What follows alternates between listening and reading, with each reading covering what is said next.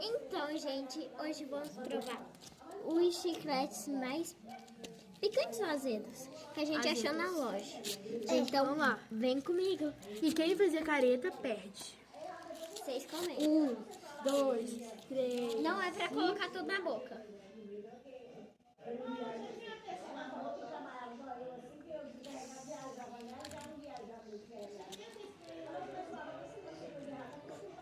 Até tá bom.